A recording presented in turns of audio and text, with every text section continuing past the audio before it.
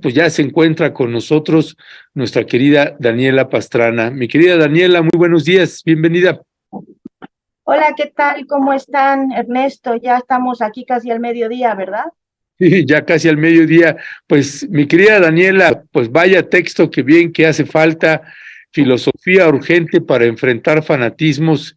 Y mira que los que fuimos a hacer la cobertura el día de ayer, pues nos encontramos con muchos de esos fanatismos. No solamente es en el sector de la derecha, también en la izquierda, también los podemos ver. Así que cuéntanos, Daniela, ¿de qué va? Sí, pues mira, es que el 17 de noviembre no, bueno, el 17 de noviembre, el tercer jueves de noviembre de cada año desde 2005, se celebra el Día Mundial de la Filosofía, ya de que a mí me encanta complejizar y estar pensando. Entonces es un tema que ha sido es permanente, cercano a mi vida durante muchos años. La UNESCO determinó que fuera ese día porque la UNESCO considera que la filosofía es fundamental pues para la construcción de paz, para la conservación de paz. Entonces estableció ese día y este año, pues el tercer jueves de noviembre es el próximo 17, el próximo jueves, y los del Observatorio Filosófico de México, por primera vez, en lugar de un solo día, bueno, van a hacer foros toda la semana porque la situación, dicen, está urgente. Yo platiqué con el profesor Gabriel Vargas Lozano, que es el coordinador del observatorio, y él me decía eso, ¿no? Bueno, él ha sido un promotor constante de que la filosofía no esté enclaustrada en las aulas ni en las universidades, sino que salga, que se utilice con cosas como prácticas y en nuestra vida cotidiana. Por ejemplo, él, ahora que platicábamos, me ponía el tema de el problema de la verdad en estas épocas de las fake news y de la desinformación, es la verdad, ¿no? Ahorita que estaba escuchando el trabajo que hicieron tú y Violeta, que desde el sábado ha sido muy importante este trabajo que han estado haciendo sobre la marcha esta de defensa de no sé qué, porque creo que nadie tiene claro qué es lo que quieren defender. eh, me llamaba mucho la atención esto. Él me decía el caso, por ejemplo, de Brasil, ¿no? Como esta desinformación pues caló en los grupos, a través de los grupos pentecostales, pues para lo que al final ocurrió, ¿no? Los 58 millones de votos por Bolsonaro, y muchos de ellos ni siquiera son bolsonaristas, sino caló esta desinformación que se genera. Entonces, él ha sido promotor de esto y ahora me decía, bueno, frente a esta situación y a este avance de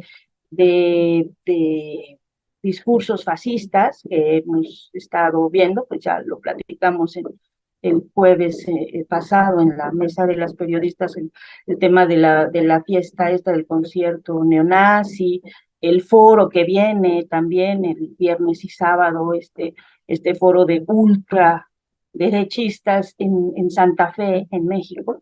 Eh, Frente a eso, tenemos que hacer que la filosofía nos dé luces, ¿no? Entonces, van a ser toda la semana, y creo que le mandé no sé si les mandamos ahí a la producción el, el, los, lo- los carteles que tienen con los temas, las mesas que van a tener. Y yo solo te quiero ya decir una cosa, Ernesto, de que me llamaba mucho la atención los temas, como en estos eventos que va a tener el Observatorio Filosófico de México, hablaban ahí aquí los tenía apuntados, déjame ver, porque el contraste entre ese y el foro conservador, que es viernes y sábado, es muy grande, ¿no?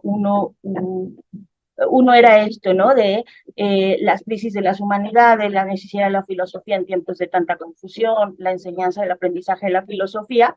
Y del otro lado, te voy a decir, a ver aquí, que algunos temas que vi en el otro foro que va a haber y que seguramente va a tener muchos reflectores, desde la lucha de la sociedad civil por los valores conservadores, ser un gobierno conservador, hay derecha en la política mexicana y el futuro de la derecha en América.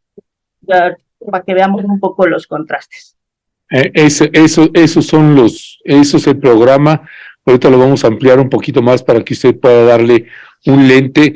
Pero me gustaría, Daniela, si está bien para ti, me gustaría que pudieras desarrollar un poquito más también para la gente que no está familiarizada con conceptos como filosofía, ¿no? En esta parte de, es en esta jornada de reflexiones, puede dar luces ante las amenazas frente a estas amenazas de pensamientos extremistas, como esto que platicábamos también en la mesa de los jueves, en la mesa de las periodistas, con estos grupos neonazis, ¿no? O con estas barbaridades que también tuvimos oportunidad de documentar ahora en la marcha del día de ayer. ¿De qué manera, Daniela, para quien no tiene muy claro esa parte, de qué manera la filosofía puede aportar, puede abonar para ir desinflando un poco estos pensamientos extremistas? No, pues como te decía, o sea, generalmente pensamos en la filosofía como estos señores que están como pensando ahí nada más en algún lugar como de grupos de, de élite o intelectuales y no lo vemos en problemas prácticos en nuestra vida. Para los periodistas es importantísimo el tema, lo he insistido mucho, de la ética, ¿no? Por ejemplo, que es uno de los temas constantes de la filosofía que nos pueden permitir a resolver dilemas que se nos presentan todos los días en términos de derecho a la información o, por ejemplo, en la reproducción de discursos de odio, cuáles son los límites con la libertad de expresión. Pero hay muchas otras cosas que nos, bueno, y también creo que nos hacen falta de clases de lógica para poder plantear preguntas que tengan coherencia, ¿no? Que a veces eso vemos como hay mucha carencia de esto en las preguntas que se hacen en las conferencias del presidente. Pero para otras herramientas de la vida, para tomar decisiones, la filosofía nos permite enfrentarnos a, o sea, nos permite, nos da pautas de razón, ¿no? Nos da pautas de razonamiento para poder tomar decisiones en nuestra vida cotidiana y con cosas concretas, o sea, con cosas que tienen que ver con nuestro trabajo, con nuestras relaciones humanas. Hay muchos materiales, no vamos a entrar aquí en un tema tan extenso, porque para empezar que no soy filósofa, soy periodista que siempre se cuestiona y que siempre está haciendo preguntas y que siempre tengo más preguntas que respuestas. Pero, por ejemplo, pero sí quiero, o sea, sí es un tema de, por ejemplo, el tema de lo que te decía hace un rato, de la verdad. ¿Qué es la verdad? ¿No? Y cuando empezamos a hacer esas reflexiones, podemos ir, y cuando vas teniendo marcos teóricos de gente que ha estudiado toda su vida lo que le llaman el problema de la verdad, puedes ir acotando y puedes ir identificando las cosas que en tu vida cotidiana, en los mensajes que te llegan al WhatsApp, no tienen esa capacidad de discernimiento. Las falacias, ¿cuál que es una falacia? A mí, yo viví muchos años con un filósofo y a mí me daba mucha risa como me decía, no, es que eso es una falacia ad hominem. Y yo, o sea, mira, a mí explícame, quítale lo que quieras y explícame por qué es una falacia. Y entonces ya te dicen, bueno, pues es que esto no está relacionado con B, ¿no? O sea, por ejemplo, una cosa que estudiando los exámenes de mis alumnos de periodismo, cuando hacían sus biografías y que me decían, como siempre como siempre me gustaron los deportes, entonces por eso estudié periodismo. Entonces, aprender a identificar que no tiene relación una cosa con la otra, son herramientas que te da la filosofía, son herramientas que te da la lógica.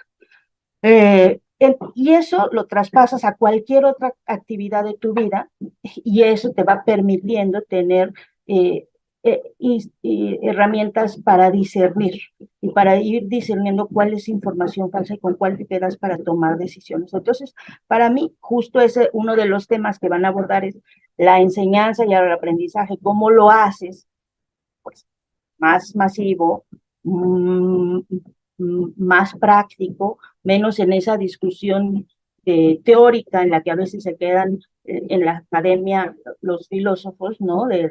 Si Hegel dijo A o dijo B o cualquier cosa que a veces nos parece muy lejana, sino cómo la llevas a tu vida práctica. Creo que ese es uno de los temas más importantes que tendríamos que discutir. Y el otro tema es el de las humanidades. Eh, Nosotros desde 2018, que se aprobaron las reformas a la Constitución, pues tenemos, se supone, garantizado constitucionalmente los derechos el derecho a tener una educación humanista y una educación filosófica. Pero eso, pues, entre las mil cosas que ha habido, entre otras cosas, se nos cruzó una pandemia y luego, pues, los 3 cambios en la SEP, tampoco se ha logrado llevar a implementar, ¿no? O sea, cómo garantizas esos derechos constitucionales y ese es otro de los puntos que se van a discutir en estas mesas, ¿no? O sea, cuáles son las crisis de las humanidades frente a este mundo que parece que todo está pues tenemos muchos años con esta formación técnica, tecnócrata, neoliberal, que parece que el tema de lo humano, de lo social, de las relaciones entre nosotros son secundarias, porque si no produces, ya por eso se desprecia a las personas mayores o el que no tiene solo vales por lo que produces y no por lo que eres, ¿no? Que ese es un tema que ha ido ganando terreno a lo largo de todos estos años, en los discursos, en las políticas públicas, en la percepción que tenemos nosotros mismos de lo que somos.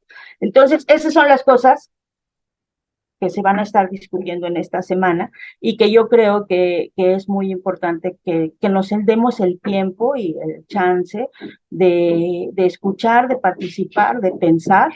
Eh, Necesitamos construir algo que sea distinto a lo que hemos tenido en los últimos 40 años, pero que para eso necesitamos, insisto, participar todos, no dejárselo a los políticos o a los que tienen las decisiones allá en la SEP o en algún lado muy lejano de nosotros, de tomar las riendas de lo que nosotros sí podemos hacer. Ya, gracias, Daniela. Daniela, te pediría, ya nada más para cerrar, pues una reflexión filosófica final sobre la marcha del día de ayer. Yo pensé que esa la íbamos a hablar el jueves en la mesa. No, sí, lo hablaremos, pero nada más un comentario así muy breve, unos 2 minutitos, Daniela, ¿qué te despierta esta marcha? Mira, yo estoy procesando apenas el video que ustedes pasaron hace unas 2 horas. Me empecé a sentir triste de el nivel de desinformación que tiene la gente. O sea, la incapacidad para poder decir qué están defendiendo, o sea, la, la, la, la poca posibilidad de decir qué es realmente lo que les da miedo o lo que les molesta de la reforma planteada. Realmente me parecía una cosa triste, ¿no? Y me parece eh, pues de pronto avasallador en la responsabilidad que tenemos en los medios de comunicación de informar. Volviendo ahora al tema de la filosofía y de estos eventos, por ejemplo, yo estoy segura que el foro este de la Unión Conservadora, o como se llama esto de la CEPAC, de la conferencia conservadora va a tener mucho foro, primero porque es gente de mucho poder y dos porque van a decir cosas escandalosas, que son sandeces, la verdad. Y eso va a tener todo el foro del mundo. Y en cambio el otro, el de la filosofía, pues va a tener foro pues entre bien poquitos, ¿no? Y los que siempre estamos con estas batallas a contracorriente, o sea, nosotros, o sea, no va a haber más. Y creo que ese es parte del problema. O sea, creo que una buena parte del problema, lo que diseccionó hace un rato David, es ese, ¿no? O sea, se van construyendo narrativas, y estas narrativas hegemónicas que al final provocan que la gente vaya. Yo estoy muy de acuerdo con que la gente se manifieste. Me parece importante que la gente participe y se manifieste, pero me gustaría que se manifestara teniendo claro qué está defendiendo, ¿no? Sí, Y, ¿y y para lo qué? que había ahí era gente que no sabía que estaba defendiendo, y eso me parece realmente muy triste y me provoca como un enorme estrés de la responsabilidad que tenemos quienes estamos haciendo este trabajo. Pues mi querida Daniela Pastrana, te mando un fuerte abrazo, muchas gracias por la mirada, por la reflexión, y ahí seguimos en contacto, mi querida Daniela. Hasta Nos pronto. vemos el jueves. Ok, hasta pronto, chao, chao.